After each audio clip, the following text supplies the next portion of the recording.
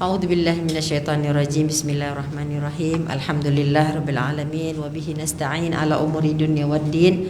Asyhadu an la ilaha illallah wahdahu la syarikalah wa asyhadu anna Muhammadan abduhu wa rasuluh. Mari kita salawat bersama 3 kali. Allahumma salli wa sallim wa barik ala sayyidina Muhammad wa ala alihi wa sahbihi ajma'in. Allahumma salli wa sallim wa barik ala sayyidina Muhammad wa ala alihi wa sahbihi ajma'in. Allahumma salli wa sallim wa barik ala sayyidina Muhammadin wa ala alihi wa sahbihi wasallam. Alhamdulillah, bertemu lagi kita pada hari ini. Subhanaka la ilma lana illa ma 'allamtana innaka antal alimul hakim. Rabbi syrah li sadri wa yassir li amri wahlul 'uqdatam min lisani yafqahu qawli. Ribuan terima kasih Ustaz sampaikan untuk Mami yang sudi menjemput saya. Masih teringat lagi. Minggu lepas saya tanya, JKR ini apa kabar ya? Tiba-tiba masuk semalam WhatsApp. Hari ini Ustazah ada kelas di kedutaan sebenarnya. Tapi karena yang memanggil itu sudah tersemat di hati, jadi tak boleh nak tolak. Alhamdulillah kepada yang saya kasihi ibu-ibu, semoga dirahmati Allah semuanya. Terima kasih karena melangkahkan kaki Anda terus istiqamah pada majlis-majlis ilmu. Tidak lain dan tidak bukan, hanya ingin kita menempatkan diri kita, memposisikan diri kita. Semoga kita adalah orang-orang yang termasuk dalam hamba Allah yang baik. Amin. Kita tahu kita adalah hamba, tapi kita tak tahu kita hamba yang baik ke belum baik di hadapan Allah. Sehingga itu kita datanglah membawa diri kita Going to supaya kita dipandang oleh Allah dengan pandangan rahmat. Hidup ini adalah untuk apa Ibu? Hidup ini untuk apa? Ibarat orang main bola sepak. Orang main bola sepak tujuannya untuk apa? Menang tiba-tiba atau ada usaha lain? Gol, ada sebutan di gol. Sebenarnya main bola sepak tujuannya nak gol dulu. Tujuan terakhir ialah menang. Betul? Kalau macam mana dia akan menang tanpa gol? Jadi begitulah hidup. Hidup ini adalah untuk ibadah. Sebagaimana selalu kita dengar, wa ma khalaqtul jinna wal insa illa liya'budun. Apa saja yang kita lakukan, semoga Allah akan melihat itu sebagai salah satu bentuk ibadah, pengabdian, ketundukan kepada apa yang dijadikan kita untuk tunduk kepadanya. Dan tujuan kedua atau tujuan akhir adalah mencapai ridha Allah. Jadi bila kita telah mendapatkan ridha Allah, itulah fauzun azim, itulah kemenangan. Jadi kita kena ibadah dulu, baru kita dengan ibadah itu kita mohon libtigha'i mardatillah, mencapai atau memohon ridha Allah. Jadi ingat, tujuan pertama untuk ibadah, mengabdikan diri kepada Allah sebagai hamba, sehingga dengan ibadah itu kita harapkan Allah memberikan ridha kepada kita. Pada hari ini saya ingin memberikan satu penerangan yang singkat tentang sebuah atau sepotong ayat yang berada dalam surah Al-Fat. Ayat 14. Al-Fat, kemenangan. Semoga ketika kita mendapatkan redha Allah, disitulah kemenangan kita. Surah Al-Fat, surah yang ke-48, ayatnya ialah pendek saja, ayat 14. A'udzu billahi minasyaitonir rajim.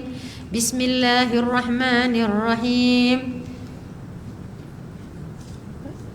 48, surat ke-48. Walillahi mulkus samawati wal ard yaghfiru liman yasha wa yu'adzibu man yasha wa kana Allahu ghafurar rahima. Ada? Surah Al-Fat ayat 14.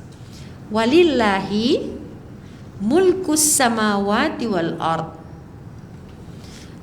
Dan hanya kepunyaan Allah sajalah kerajaan langit dan bumi.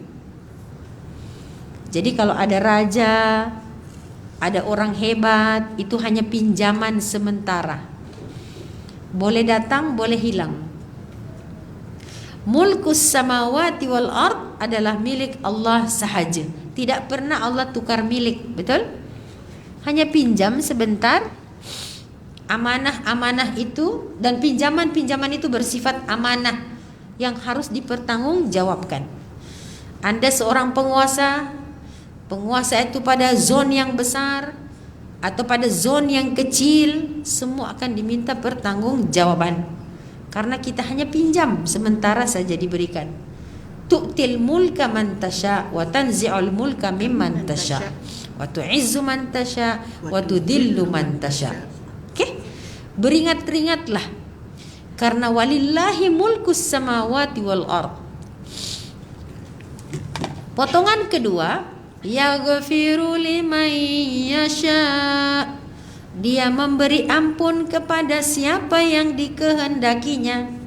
Yaghfiru liman yasha. Dia memberi ampun pada siapa yang dikehendakinya. Saya letak ayat ini bahagian kanan. Wa yu'adzibu man yasha. Dia juga mengadab kepada siapa yang dikehendakinya. Jadi ayat ini saya bagi pada 4. Tadi lillahi mulkus samawati wal ard. Kemudian yaghfiru liman yasha. Dia ampun pada siapa yang dia kehendaki. Wa yu'adzibu man yasha. Dia adab siapa yang dia kehendaki. Dan penutupnya ialah wa kana Allahu ghafurar rahima.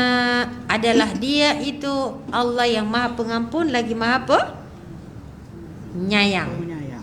Ibu-ibu, ayat ini pendek, tapi ulama membincangkan panjang lebar.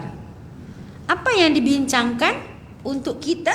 Kita nak bincangkan bahagian yang nombor 2. Yaghfiru liman yasha. Dia mengampuni pada siapa yang dikehendaki. Dan wa yu'adzibu man yasha. Dia mengadab kepada siapa yang dikehendaki. Ketika membaca ayat ini, ibu-ibu ada tak terpikir, saya masuk yang mana ya? Yang diampunkan ke yang diadab? Saya nak tahu posisi saya di mana nih. Ulama memberi satu tanda-tanda. Okeylah, saya nak masuk yang belah kanan lah Ustazah, yang diampunkan. Baik. Kalau kita ingin masuk belah kanan, yang yaghfiru, yang Allah dapat maghfirah, kita juga nak tahu, tanda-tanda orang yang diazab gimana? Ya kan? Ulama senang, dia buat opposite. 1, saya akan mulakan. Number 1. Bagaimana tanda kalau orang itu mendapat ampunan? Kalau orang tu mau. Kalau orang tu tak mau, Tuhan tak ampun dia. Ibu-ibu mau diampunkan Tuhan? Mesti berapa kali? hari-hari doa. Okey, 1 kali, maka Allah kata aku ampunkan kamu 2 kali. Kalau ibu-ibu mau diampunkan 2 kali, Allah ampunkan kita 4 kali. Pokoknya Allah mesti double dari apa yang kita mau. Saya mau 100 kali, Allah kata saya ampunkan kamu 1000 kali. Tidak mungkin akan sama. Kita mau Allah ampunkan 2 kali. Allah kata okey, aku bagi kamu ampunan 2 kali. Tak. Allah siapa yang mendatanginya dengan berjalan, dia akan mendapatimu dengan berlari. So Allah akan menyambut kita. Siapa yang tak mau, Allah tak nak paksalah. Sebagaimana beriman juga Allah tak paksa, memohon ampun juga Allah persilahkan. Ya kan? Nah sekarang kita mau sangat diampunkan. Maka ulama kata ada tanda-tanda bila orang itu mau dapat maghfirah. Dan ada tanda-tanda bila orang itu terpaksa dia terkena adab.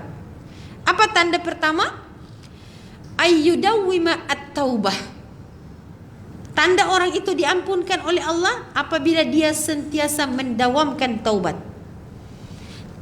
Ibarat solat 5 waktu adalah wajib, dia mewajibkan itu tobat sama dia setiap masa.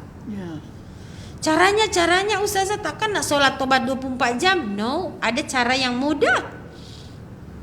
Nabi SAW ajar kita Sayyidul Istighfar. Anda bisa baca ya Sayyidul Istighfar? Allahumma anta rabbi la ilaha illa anta khalaqtani wa ana abduka wa ana ala ahdika wa wa'dika mastata'tu a'udzu bika min syarri ma sana'tu abu'u laka bi ni'matika alayya abu'u bi dambi faghfirli fa innahu la yaghfiru dzunuba illa anta. Harap-harap ibu-ibu hafal. Sebab kalau baca petang mati malam garanti hapus dosa. Baca malam mati pagi garanti Allah hapus. Baca pagi mati petang Allah hapus. Enak saja dihapus begitu dosanya ustazah. Sebegitu mudahkah oleh Allah? Tentu saja pengucap tidak boleh hanya dengan lisan sahaja. Jadi tanda-tandanya orang itu dapat ampunan jika dia mendawamkan taubat. Ada jalan-jalan mudah yang Allah berikan untuk taubat. Oke, kalau rasa terlalu panjang ada doa-doa pendek. Rabbana zalamna anfusana wa illam taghfir lana wa tarhamna lanakunanna minal khasirin. Rabbi inni zalamtu nafsi zulman aziman. Fa inna la yaghfiru dzunuba illa anta. Oke, macam-macam doa yang Rasulullah ajarkan. Astaghfirullahaladzim boleh. Alladzi la ilaha illallah. Maknanya hidup kita ini macam Allah bagi satu macam kamu lari sini taubatnya sini lari sana. Tak ada alasan kita untuk tidak taubat. Ya. Oke. Sekarang apa tandanya orang yang diadab oleh Tuhan? Adab itu bukan bermula di akhirat.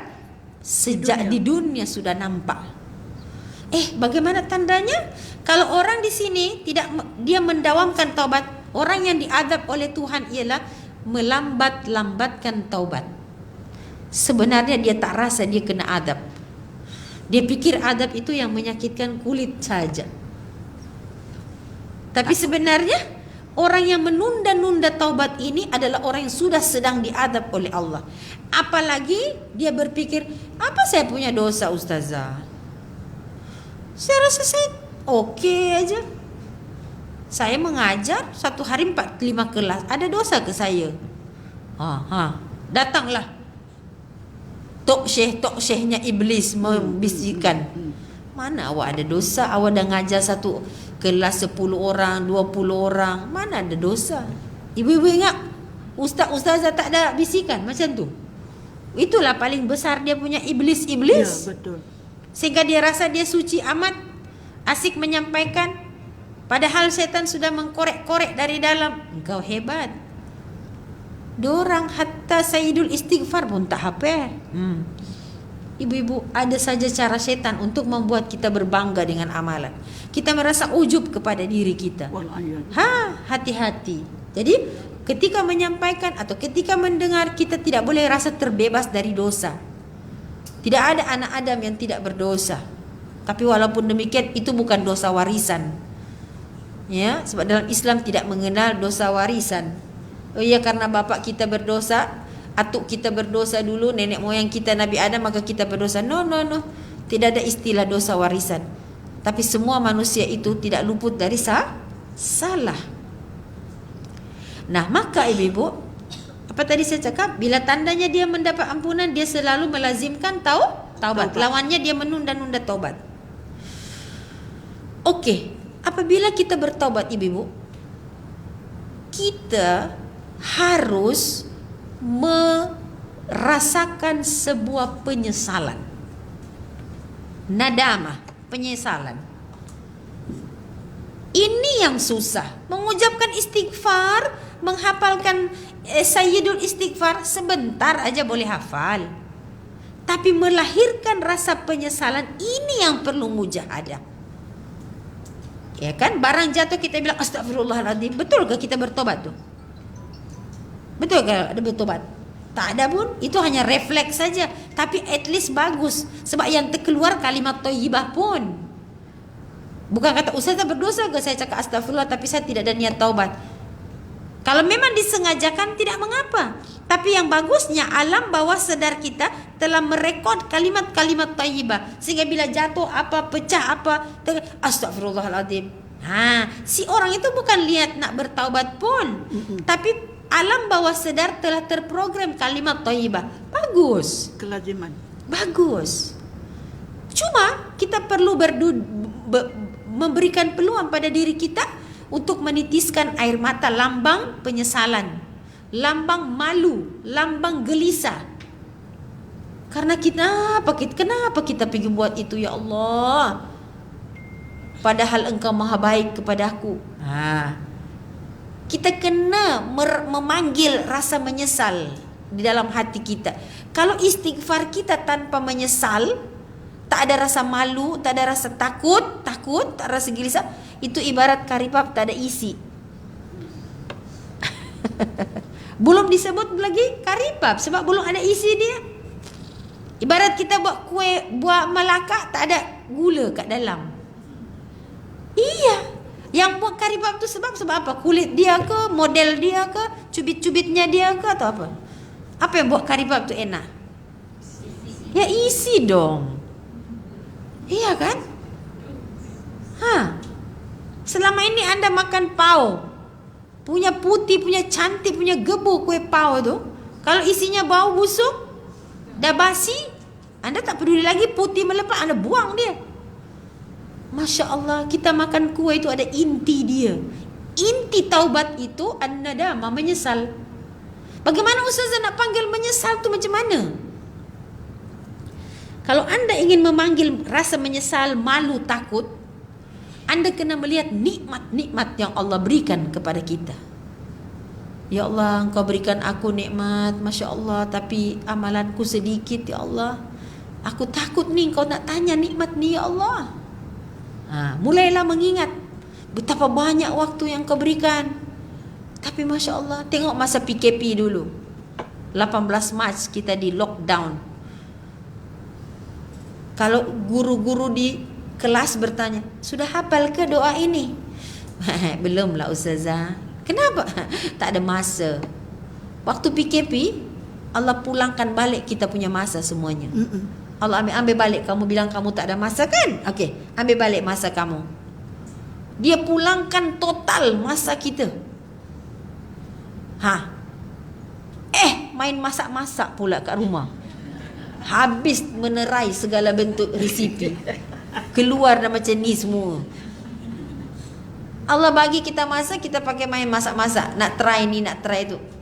Ya habis ustazah nak buat apa? Dah tak ada benda nak buat. Orang-orang yang ada ilmu, orang-orang yang ada hajat untuk dia memperbaiki diri dia, itu satu lah, seperti lombong emas dia dapat masa itu. Masa itulah.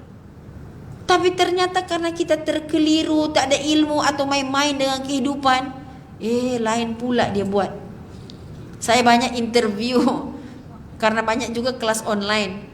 Ini time bulan Ramadan ni, kita PKP ni, enak tak? Seronok tak? Seronok ustazah. Masing-masing bagi dia punya inputnya.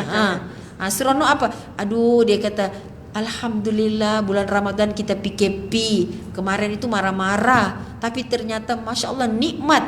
Saya dapat mencium tangan imam tarawih. Imam. Saya dapat memeluk imam tarawih. Jadi kawan-kawan dia kata, awak pergi tarawih ke mana? Suami saya lah jadi imam. Sudah 10 tahun dia kata berkahwin, tak tahu imam, suami ni pandai ke tak pandai. Rupanya Ramadan, pandai pula suami. Jadi dapatlah memeluk imam tarawih. Maksudnya suaminya lah. Masya Allah. Dia kata selama 30 hari itu memang suami jadi imam di rumah. Allahu Akbar. Nikmat yang tak mungkin cuma sekali itu kali kita nak dapat. Masya Allah.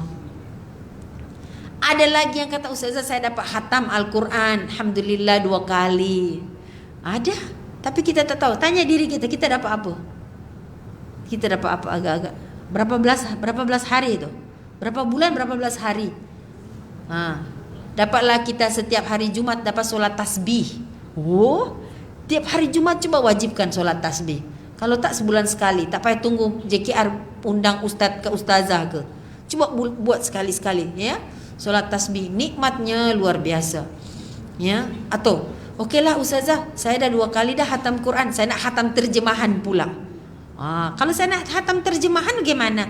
Bacalah surah itu terus ke artinya. Baca satu ayat terus ke artinya. Baca Al-Waqiah terus artinya. Ni waktu ini Al-Waqiah ada 90 lebih. Saya bagi 5 lah.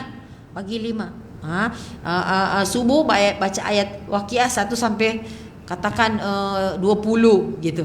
20 baca dengan makna. Sudah stop, pergi basuh baju pula, sidai kain. Nanti asar pula atau zuhur ambil pula 20. Baca dengan makna. Oh, nikmatnya hidup ya Allah. Coba kita didik diri kita seperti itu. Itu salah satu lambang taubat. Apa maksud taubat? Kembali.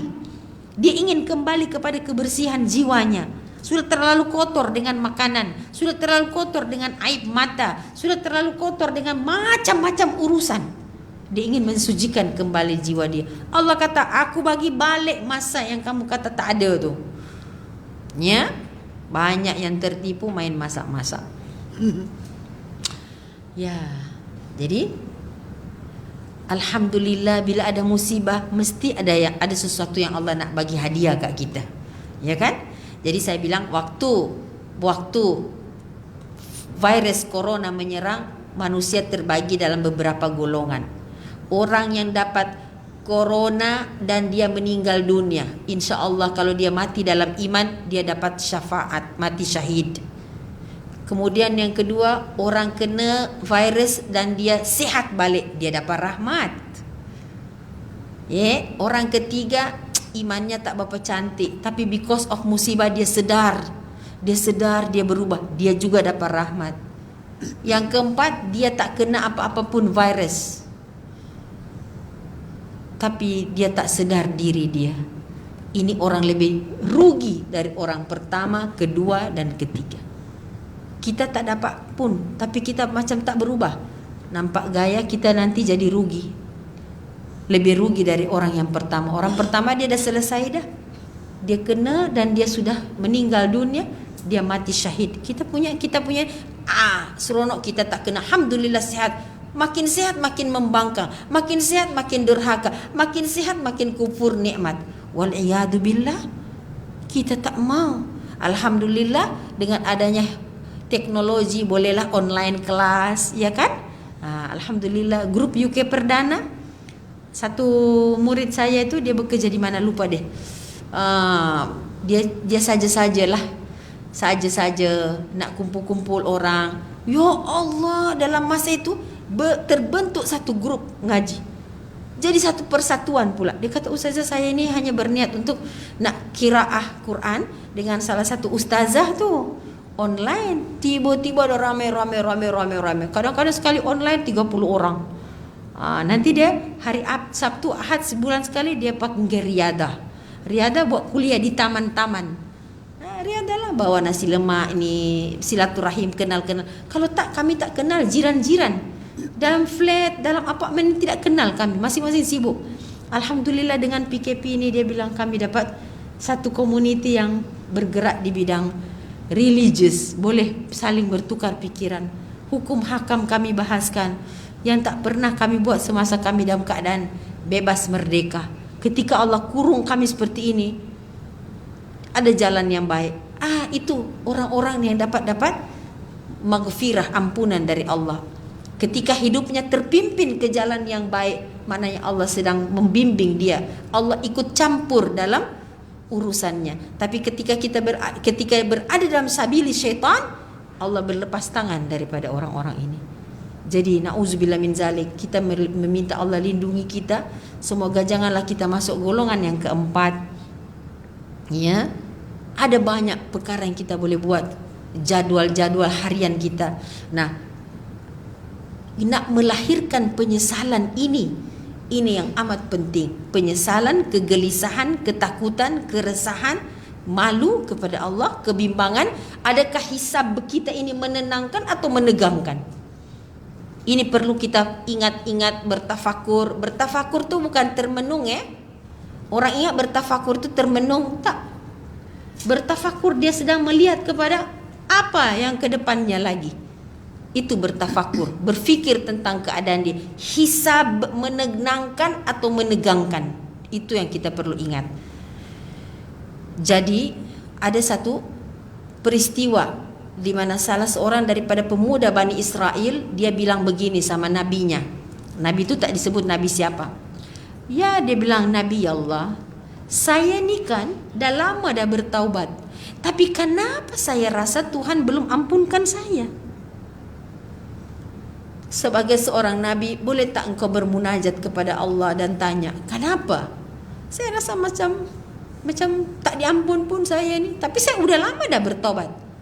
Bermunajatlah sang nabi, meminta jawaban daripada sang pencipta. Kemudian Allah memberikan satu wahyu kepada nabi ini.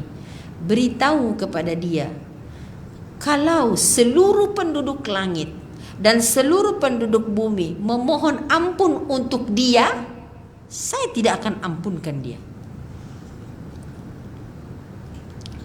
Sang nabi amat terperanjat dan berkata, ya Allah, bukankah engkau mempromosikan dirimu Ghafurur Rahim? Bukankah engkau selalu mengulang-ulang engkau Tawwabur Rahim? Bukankah engkau selalu berkata engkau Afuwun Ghafur? Macam mana hamba itu sudah bertahun-tahun minta dan engkau tidak beri? Maka Allah kata, beritahu kepadanya, ketika dia bertaubat, dia tidak pernah ada rasa menyesal dalam hatinya. Dia tidak pernah ada rasa gelisah dan takut akan dosanya. Malah dia seronok ingat balik dia punya dosa-dosa. Dia seronok dengan ingat balik. Ya, ini yang kita takut, ibu-ibu. Ini yang kita takut. So jangan seronok ingat dosa kita, jangan seronok. Apa tak seronok? Kadang-kadang kita tengok kita punya gambar lama. Ya Allah tengah buka aurat. Ya Allah tengah buat apa, kita ketawa. Cantik saya masa itu Apalagi kalau dapat lagi menang ratu cantik ke, ratu kebaya ke, kita pun senyum-senyum, kita punya seronok tengok. Padahal kita sedang bermaksiat pada Tuhan tu. Kita tak takut, kita tak terfikir, kalaulah dicabut nyawa saya di situ, aduh.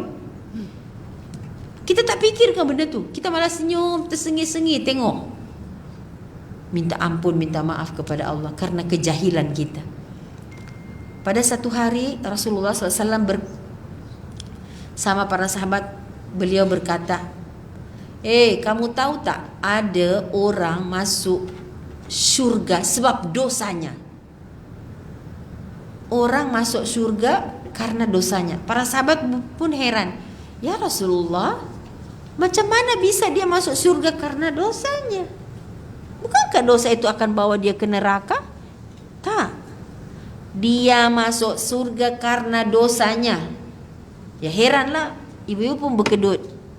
Macam mana bisa tu? Bagaimana itu ya Rasulullah? Rasulullah kata gini,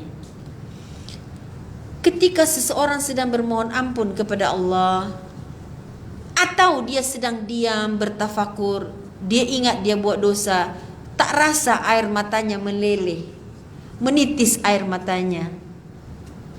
Atau pada waktu dia sedang merenung masa lalunya, hatinya berdebar-debar, dia takut, aduh ya Allah.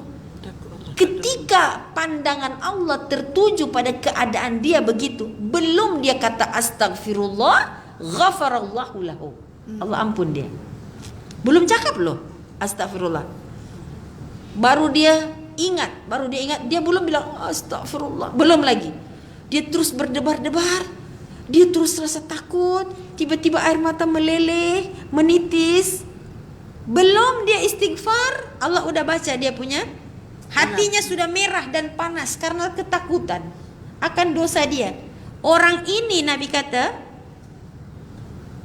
pada waktu macam tu dan pandangan Tuhan tertuju pada dia, ghafarallahu lahu. Pada waktu itu Allah ampun dia. So dia masuk surga because of karena dia ingat dosa dia. Tentu mesti mengingatnya dengan penyesalan, dengan malu hati kepada Allah. Ini yang tidak ada pada kita. So tugas kita, kalau saya rasa takut, istighfarlah. Dah ada istighfarlah, 1 hari 1000. Pasal apa istighfar yang tak berkualiti? Coba mulai hari ini kita mendatangkan inti-inti sari dalam istighfar kita. Apa itu dia? Datangkan, panggil rasa menyesal, panggil rasa takut, panggil rasa risau, menegangkan atau menenangkan hisab saya ya Allah. Mungkin Anda tidak hafal istighfar Sayyidul Istighfar, tapi hati Anda telah berbicara akan ketakutan mahsyar. Hati Anda telah membayangkan kesendirian di barzah. Hati Anda telah membayangkan tentang mizan. Ya Allah, amalan saya macam mana? Allah kata, kalau kamu pulang kepadaku dengan membawa amalan, aku akan hisap amalanmu. Barangkali tercicir amalan-amalanku ada yang tak ikhlas. Kalau kamu pulang kepadaku nanti dengan ilmu, banyaknya ilmu yang kau tidak amal, just a theory sahaja. Tapi kalau kamu nak pulang padaku, pulanglah denganku. Bagaimana itu pulanglah denganku? Kamu pulang kepadaku, kamu kembali kepadaku denganku. Apa maksud? Sebuah hadis qudsi berkata begitu. Maksud pulanglah kepadaku dengan makrifat kepadaku. Maksudnya apa? Engkau kenal aku. Yang kami kenal, engkau maha pengampun dan penyayang. Yang kami kenal, engkau maha menghapus segala dosa kami. Pulanglah dengan pengetahuan Anda tentang Tuhanmu. Dia maha baik dan dia akan menyambutmu dengan baik. Boleh faham? Jadi artinya kita tidak menghandalkan amalan. Yang kita ingat cuma dosa. Jadi ustazah tak boleh ke ingat amalan? Boleh ingat amalan bila emergensi. Maksudnya apa tu? Ingat amalan ketika emergensi. Yang harus diingat selalu dosa. Ingat amalan ketika emergensi itu apa? Okey, katakan kita tersepit pada satu keadaan. Ya Allah, malu sebenarnya saya, tapi barangkali macam penghuni gua yang terkurung tu. Kan dia bilang, kalaulah di antara amalan-amalanku ada yang engkau terima ya Allah, boleh tak engkau buka ini pintu gua sikit? Betul tak? Ayat tergeser. Karena dulu saya pernah begini-begini. Andai kata amalan itu engkau terima, tolonglah kabulkan doa saya. Saya tersepit nih. Jadi menggunakan amalan sebagai tawassul. Dulu saya pernah begini ya Allah. Kalau engkau terimalah itu, kau ringankanlah bebanku ya Allah. Jadi ketika emergensi baru kita sebut amalan. Yang hari-hari kita sebut ini dosa. Supaya iblis tak ada kesempatan untuk menjadikan kita ujub kepada amalan. Ya kan?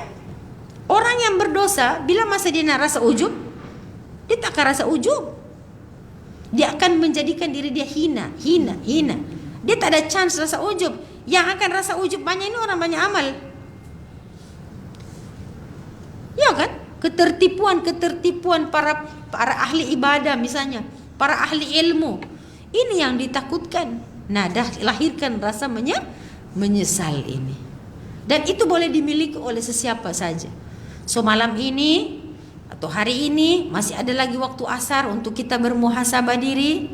Masya Allah, selama ini saya beristighfar tanpa rasa menyesal. Ya Allah, ampunkanlah kejahilan saya ya Allah. Paksa diri kita untuk menangis, mengingat nikmat Allah.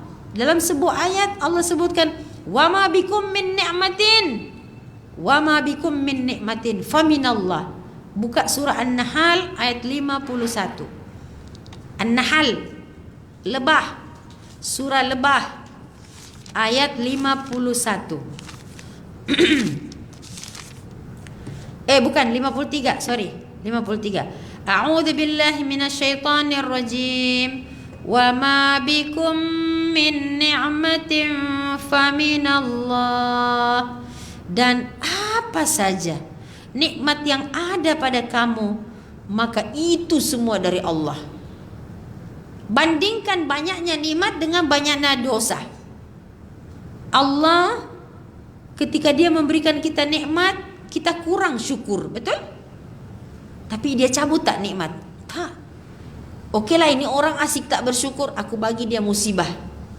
Ketika Allah bagi kita musibah, kurang sabar. Allah tambah tak musibah tu? Tak. Malah Allah ringankan. Jadi Bagi syukur, bagi nikmat kurang syukur, bagi musibah kurang sabar. Jadi bagaimana Tuhan, ternyata hambamu ini betul-betul melampaui batas. Aku sedang berhadapan dengan Allah yang ma'rufu bil ihsan, yang terkenal dengan ihsannya. Nah, itulah makrifat kita kepada Allah. Kita kenal dia ihsan. Datanglah rasa malu, menangislah kita. Menghayati pula ayat-ayat Al-Quran, rajin baca surah Al-Waqi'ah. Allah tanya, afara'aitumul ma'alladhi tashrabun, beritahu kepadaku air yang kamu minum, siapa yang turunkan? Antum anzaltumuhu minal muzni am nahnul munzilun, kami yang turunkan ke kamu yang turunkan? Masya Allah, malunya ibu-ibu. Bayangkan kalau kita tengah virus corona, tiba-tiba air mati. Kan ada beberapa kali air mati kan. Rasa-rasanya kalau air di rumah kita mati lebih dahsyat dari virus corona itu. Boleh lagi cepat mati kita tanpa air daripada virus. So, bila Allah berikan kita nikmat air, kita kena beringat-ingat. Masya Allah, aku membazir air. Masya Allah, air ini sesuatu yang menghidupkan. Tetapi aku justru membinasakan diriku dengan maksiat. Para ulama, mereka melihat alam, ibu-ibu. Mereka lihat cantiknya pagi hari, daun-daun bertasbih. Dia belum tasbih. Sinar matahari menyinari. Dia berkata, terima kasih ya Allah, karena memberikan mataku feeling, perasaanku dapat menikmati ini. Padahal aku ini berdosa nih. Engkau belum cabut lagi nikmat merasakan itu ya Allah. Bahkan aku boleh maksiat kepadamu di tengah terangnya sinar matahari. Wah, bila dia sudah bisa berself talk dengan diri dia, itu peluang dia untuk mencurahkan air mata dia, menimbulkan rasa menyesal. Allah kata, wa ma bikum min ni'matin fa minallah. Apa saja nikmat yang melekat pada dirimu, semua dari Allah. Ayat itu disambung dengan apa? Tsumma idza massakumud durru fa ilaihi taj'arun. Kamu nanti kalau ditimpa oleh mudarat, baru kamu terkejar-kejar nak cari Allah. Baru kamu rasa nikmat hilang. Bila kamu ditimpa kemudaratan, maka kamu hanya kepadanya lah kamu pergi lari-lari mohon pertolongan. Kalau tidak, kamu senang lenang. Makanya dalam hidup ini bukan nak cari senang. Bila kita dapat nikmat, kita senang. Senang hati dapat nikmat. Nikmat apa saja kita senang. Tapi minta maaf, hidup bukan untuk cari senang. Hidup lebih memprioritikan tenang. Bagaimana Ustazah supaya saya tenang? Jangan hanya melihat nikmat. Pergi refer pada pemberi nikmat. Bila anda melihat pemberi nikmat, anda akan tenang. So, kita kena memprioritikan tenang dulu. Tenang. Manusia dia kalau dapat nikmat dia terus senang, lupa diri. Dia lupa pemberi nikmat. Sehingga tu ketika pakai nikmat dia tak tenang pun. Suka hati dia. Tetapi bila dia lihat pemberi nikmat, dia akan berhati-hati menggunakan nikmat. Nikmat apa? Nikmat apa saja. Terutama nikmat waktu, nikmat umur. Sebab umur adalah waktumu. Atau waktu itulah umurmu. Ya kan? Jadi ibu, tugas kita mendatangkan rasa takut, rasa menyesal, rasa malu, rasa gelisah, rasa hina. Hari-hari kita berkata Allahu Akbar dalam solat. Allahu Akbar. Allah tidak akan besar karena kita berkata Allahu Akbar. Memang Allah dah besar tanpa kau berkata Allahu Akbar. Jadi apa kita nak buat Ustazah? Setiap kali you berkata Allahu Akbar, tolong kerdilkan dirimu. Masalahnya kita berkata Allahu Akbar, kita sedang membesarkan diri kita juga. This is the problem. Jadi ketika kita berkata Allahu Akbar, tolong kecilkan dirimu. Tolong kerdilkan dirimu. Tolong hinakan dirimu di hadapan Tuhan. Ini kita tak ada. Ini masih tawar dalam hidup kita. Padahal kita berapa kali cakap Allahu Akbar itu Allahu Akbar, Allahu Akbar, Allahu Akbar. Benda tu dah jadi macam biasa dah. Dah tak ada apa pula pada kita. Allahu Akbar. Karena kebiasaan-kebiasaan itu sehingga kita sudah menjadi kering akan makna itu. Kosong, tak ada ruh. Jadi bukan sebab you tak cakap Allah Akbar Allah jadi kecil. Sekarang tugas kita ketika solat itu mengecilkan diri kita, mengecilkan urusan kita. Ini tugas kita. Karena kita rasa urusan kita besar, itu jadi kecil semua urusan Tuhan. Ya kan? Buktinya kalau tengah solat handphone berbunyi, siapa tu? Saya lah, saya. Siapa ni? Tak sabar nak angkat. Jadi panggilan Tuhan menjadi kecil, panggilan urusan kita jadi besar. Kadang-kadang kita, kenapa tak solat? Masih banyak urusan. Loh, urusan ini lebih besar ke daripada urusan Allah? Nah, nak mempraktikkan Allah Akbar dah jadi kecil dah tak jadi apa lah. Maknanya bila Allah cabut nikmat, baru terkejar-kejar kita memohon kepada Allah. Jadi ibu, apa yang pertama? Tanda orang diampunkan oleh Allah, dia sentiasa mendawamkan taubat. Dan kita pun sudah bawa solat taubat banyak kali, sudah istighfar, cuma lahirkan kesedihan, menyesal. Kenapa aku salah menggunakan nikmat-nikmat yang Allah berikan kepada aku? Ya Allah, jangan engkau tanya saya di akhirat. Begini, kita optimis kepada yang maha baik, yaitu Allah Subhanahu wa taala, ya. Dia bukan nak kita balas pun nikmat-nikmat itu, tapi eloklah menggunakan, jangan menjatuhkan diri kita pada kebinasaan. Jadi tugas kita mendawamkan tobat, jangan menunda-nunda tobat. Dan kita tidak merasa ada berdosa. Kita tak merasa berdosa, itulah dosa. Yang kedua, apa yang kedua? Tanda kita diampunkan oleh Allah, ayyukhalita bis-salihin, suka bercampur dengan orang soleh. Suka bercampur dengan orang soleh, suka bergaul.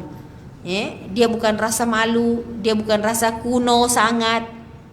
Dia rasa dia terkebelakang kalau bergaul dengan orang soleh. Nauzubillah min zalik. Tapi kalau dia bergaul dengan orang-orang yang ada pangkat, ada nama, dia rasa megah. Ya, silakan.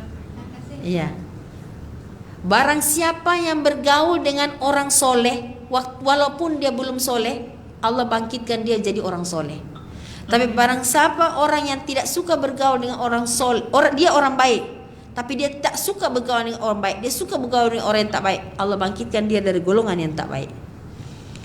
Jadi ibu, kita tak mau. Kita bangga kalau bercampur dengan orang-orang yang tak soleh. Nauzubillah min zalik. Ibu-ibu ingat tak cerita Ashabul Kahfi? Ada siapa di situ? Ada anjing kan? Ya. Kita kalau sebut anjing, Ustazah cakap kat ibu, Ustazah di rumah ada anjing, Ustazah pelihara anjing. Ibu-ibu kaget ke tak? Terperanjat tak? Mami jangan panggil lagi lah Ustazah. Ada anjing rupanya di rumah. Anda mesti akan cakap, tapi kenapa anda baca surah Kahfi ada anjing, anda tenang aja, kenapa? Pasal apa? Malah kita cakap, anjing Ashabul Kahfi masuk syurga. Kenapa kita sudah jadi seiko macam tu? Ada tak ketika anda selama ini baca surah Kahfi, anda kata begini, kenapa dia ada anjing? Tak ada pun siapa bertanya begitu tentang anjing. Karena si anjing ini ikut orang soleh, keanjingannya dah tak nampak. Betul tak? Anda tak mempersoalkan apa anjing Ashabul Kahfi? Betul. Tak ada orang mempersoalkan. Saya tanya kepada anak-anak muda yang baca surah Kahfi, saya tanya, macam mana pendapat you tentang anjing? Okey, tak ada apa. Tapi ketika saya bilang, saya ada anjing di rumah, biar betul Ustazah ni. Tak adalah, saya tak ada anjing lah. Maksudnya Betul. si anjing itu bukan milik Ashabul Kahfi, bukan. Dia tak mau pun anjing tu. Tapi ini anjing ini dia mengikut orang soleh, keanjingannya, kenajisannya dah tak nampak dah. Faham? Jadi apabila kita orang tak baik, kita ikut orang-orang soleh misalnya, dah tak nampak ketidaksolehan orang itu. Betul. Coba Ami search. Ami search. Ami ke Ami ke. 3 bulan dia duk ikut lah Syekh Nuruddin. Dia ikut lagi Habib Ali. Dia ikut lagi Ustaz Kazim. Anda cakap apa? Bagusnya dia. Tertutup aib dia yang duk jerit-jerit ke panggung tu. Baiknya. Baru 2 bulan dia ikut. Anda tengok tu betapa dahsyatnya itu bila kita berkumpul dengan orang soleh. Kalau kita tak jadi soleh, kita dapat tempias kesolehannya. Kita boleh lihat kebiasaan-kebiasaannya, dan Allah akan tarik kita kepada jalan-jalan untuk jadi baik. So jangan malu bergaul dengan orang yang soleh, orang yang kita kenal, dia rajin majlis taklim, dia rajin, ya kita kena datangkan diri kita ke situ. Ya, malam ni ada majlis karaoke, jom ikut lompat. Wih, kita tak, jangan saya punya nyawa dicabut di situ, waliyadzubillah, tak mau. Ada keberhati-hatian dalam bergaul. Ya. Almar'u ala dini khalili. Seseorang itu bergantung kepada kebiasaan, kepada agama kawan dia. Mungkin anda boleh masuk ke majlis-majlis taklim. Kenapa awal mula jadi macam tu? Kenapa? Tak apa, memang saya minat. No, jangan sebut pasal saya minat. Allah sedang la haula wala quwata illa billah. Berjayanya kita jadi baik, la haula wala quwata illa billah. Berjayanya kita meninggalkan perbuatan buruk, la haula wala quwata illa billah. Tidak boleh mengandalkan sebab saya minat ustazah tu, sebab saya punya bapak sudah ajarkan saya begitu. Belum tentu. Betapa banyak makhluk halus yang kita tak nampak yang sedang coba untuk menggagalkan kita menjadi orang yang baik. Okey, berikut yang ketiga, apa tandanya orang tadi bergaul dengan orang saleh kan? Lawannya tidak bergaul, suka bergaul dengan orang-orang ahli maksiat, dia bangga. Lawan bikin opposite aja. Yang ketiga, apa tanda-tanda orang itu diampuni oleh Allah? Dia kalau nak buat sesuatu yang baik, ada je cara, ada je jalan, mudah je. Ya. Apa tandanya dia diazab? Baru nak buat tak ada gangguan. Baru nak buat tak jadi. Ada je kasih gagal dia. Sebab itu kalau anda ada termasuk orang-orang yang nak buat ini tak jadi lagi, tolong lawan itu. Anda kena berhati-hati. Ya, betul. Asyik tak jadi pula. Dah setahun dah macam tu. Kenapa? Ulama kata, tolong kecilkan urusan-urusan dunia.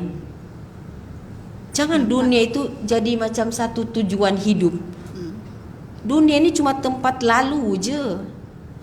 Jangan semua kita punya daya ditarik oleh dunia. Kita ini diciptakan untuk diciptakan ke dunia untuk akhirat. Kita bukan makhluk untuk dunia, ibu-ibu. Betul. Hidup di dunia penat ke tak penat? Penat tak? Penat lah.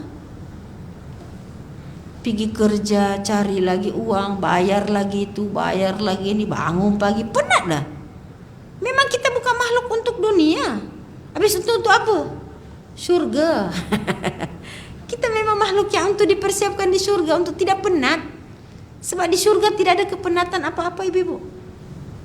Dan kita pun tak larat nak penat selalu. Kita tak larat. Tapi berapa banyak yang optimis nak mati? Takut nak mati. Tak cukup. Ada salah seorang filosof, dia berkata begini ketika dia sakit, dia berkata begini. Kawan-kawannya datang. Aku insya-Allah lah, aku minta insya-Allah, aku bersangka baik pada Allah, aku rasa aku akan masuk syurga insya-Allah. Kawan-kawan dia kata, mana boleh awak cakap begitu? Awak macam confident sangat masuk syurga. Dia ni kelakar sikit ni. Dia kata, kamu tak perasan Allah menciptakan, memberikan pada kita alam raya jagat luas.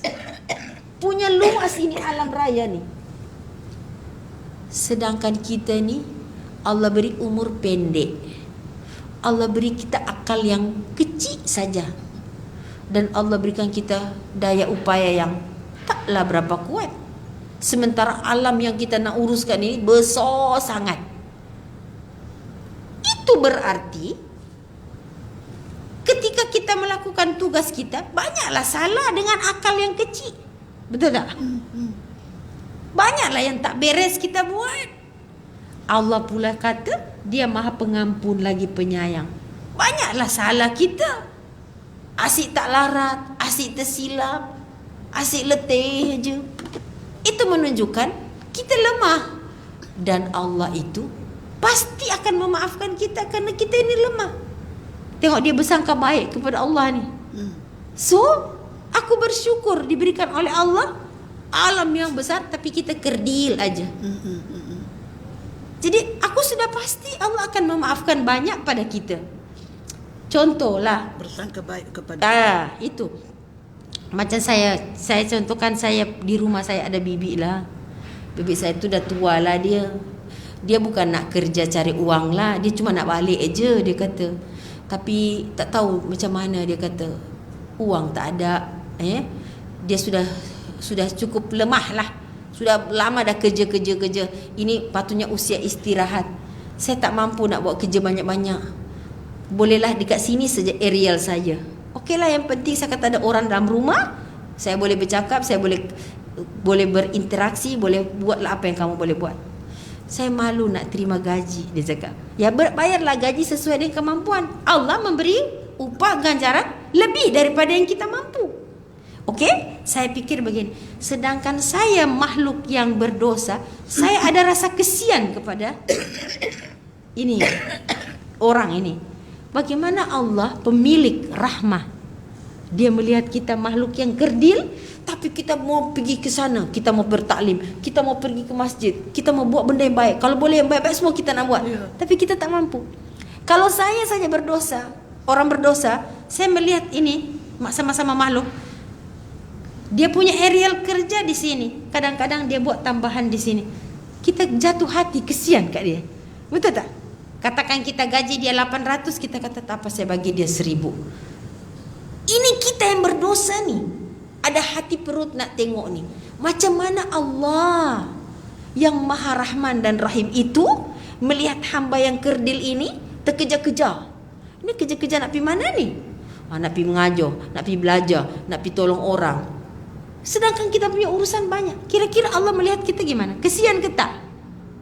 This is ma'rifah. Kita punya pengetahuan tentang Allah. Jadi malu untuk berbuat sesuatu yang aniaya pada diri. Dengan akal yang kecil, dengan kemampuan yang terbatas, kamu bisa melawan Tuhan. Wih, Hasimum Mubin. Boleh buka surah Yasin sekejap? Iaitu ayat yang ke-77 ya. Ayat Yasin surat ke-36. Semua orang sudah hafal 77. Awalam yaral insan anna khalaqnahu min nutfah fa idza huwa khasimun mubin. Awalam yaral insan anna khalaqnahu min nutfatin fa idza huwa khasimun mubin. Biasa bacakan ayat itu? Apakah manusia tidak memperhatikan bahawa kami ciptakan dia dari setitik air mani? Tiba-tiba bila dia dah besar, dah dewasa, dah panjang, dia jadi huwa khasimun mubin. Tiba-tiba menjadi penentang yang nyata. 77. Jadi ketika kita baca ayat ini, ibu ada rasa gembira ke rasa takut? Ketika ada baca Yasin, tahlilan, sempat tak terfikir ke ayat ni? Ke cepat-cepat nak kejar makan apa lepas makan baca Yasin? Terkejar-kejar, ini tuan rumah siapkan apa ni? Sempat tak kita berfikir sebentar tentang ayat 77? Surah Yasin ni hari-hari kita baca ni. Allah kata kasihan manusia ni, diciptakan dengan nutfah, setitik air mani. Bila dia dah kuat, loh, bukan dia kuat ibadah, khasimun mubin, dia menentang kepada penciptanya. Okey ibu, boleh ke tugas kita hari ini betul-betul memperbetulkan, menjadikan kualiti pada istighfar kita. Hari ini saya dapat sebutkan 3 saja. Yang pertama apa? Mendawamkan taubat, lawannya menunda taubat, orang yang dapat azab. Yang kedua, bercampur dengan orang soleh. Yang lawannya malu, bercampur dengan orang-orang yang soleh. Segan, tak boleh itu. Bangga bercampur dengan orang-orang yang ahli maksiat, tak boleh. Yang ketiga apa? Sentiasa ada peluang untuk berbuat amal kebaikan. Yang lawannya sentiasa disibukkan oleh dunia. Ini orang yang kena adab oleh Allah, depositnya sudah ada di dunia. Tak payah nanti pergi ke akhirat baru kita lihat. Lagi ada 2, insya-Allah disambung pada kesempatan yang akan datang. Kalau ada umur, ada sihat, insya-Allah atas izin Allah Subhanahu wa taala kita boleh ketemu lagi insya-Allah. Sampai sini dulu apa yang saya sampaikan. Dapat ilmu baru ke? Alhamdulillah. Ingat surat berapa? Fat ayat 14. Banyak ayat seperti ini. So kita ingin tahu tanda-tanda diampunkan dan tanda-tanda yang kena azab. Tugas kita menjadikan kualiti pada istighfar kita, mendatangkan rasa menyesal, malu, gelisah. Kita lihat nikmat Allah, kita lihat dosa yang kita buat. Barakallahu li wa lakum fil Qur'anil azim. Hadanallahu iyyakum ajma'in. Wal 'asr innal insana lafi khusr illa alladziina amanu wa 'amilus shalihat wa tawassaw bil haqq wa tawassaw bis sabar. Subhanakallahumma bihamdika asyhadu an la ilaha illa anta nastaghfiruka ya Allah, nastaghfiruka ya Allah, nastaghfiruka ya Allah wa natubu ilaik. Allahumma ij'alil Qur'ana lana fid dunya qarina wa fil qabri munisa wa fil qiyamati syafi'a wa ala sirati nura wa minan nari sitra wa hijaba wa ilal jannati rafiqa wa ilal khairati kulliha dalila wa imama bifadlika wa judika wa karamika ya arhamar rahimin. Rabbighfir lana wa liwalidina warhamhuma kama rabbawna shighara. Rabbighfir lana wa liwalidina wa li jami'il muslimina wal muslimat wal mu'minina wal mu'minat al ahya'i minhum wal amwat innaka mujibud da'wat wa qadil hajat wa ghafirud dunubi wal khati'at ya arhamar rahimin ya akramal akramin ya ahsanul khaliqin ya khairur raziqin wa sallallahu ala sayyidina Muhammad wa ala alihi wa sahbihi wasallam walhamdulillahirabbil alamin. Assalamualaikum warahmatullahi wabarakatuh. Taqabbalallahu minkum minna wa minkum taqabbal ya karim. Jumpa lagi.